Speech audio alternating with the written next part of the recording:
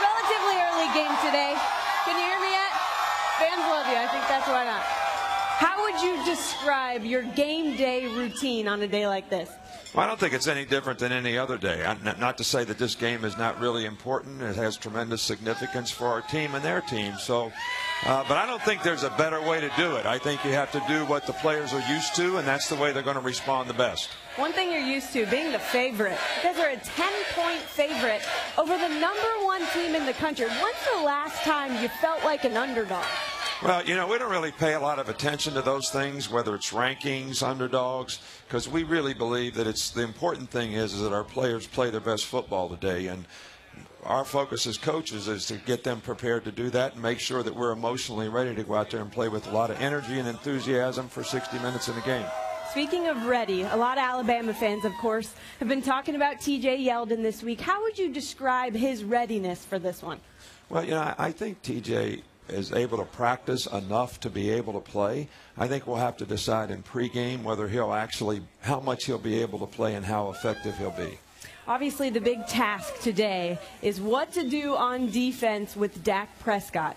Preparing for Dak is similar to preparing for whom?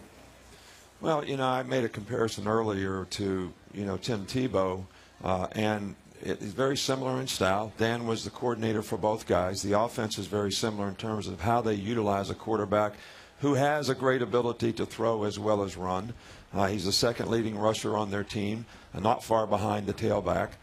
So this creates another gap on defense. It creates an opportunity for defensive players to have to play with tremendous discipline in terms of how they control their gap and how they fit the runs that our quarterback runs, and at the same time be able to play pass defense against a very skilled group of receivers and a quarterback who has the ability to make big plays.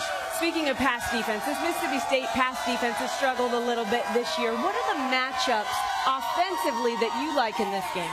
Well, I think what an offense like this creates is it does put pressure on the secondary because you're going to have to keep more players in the box.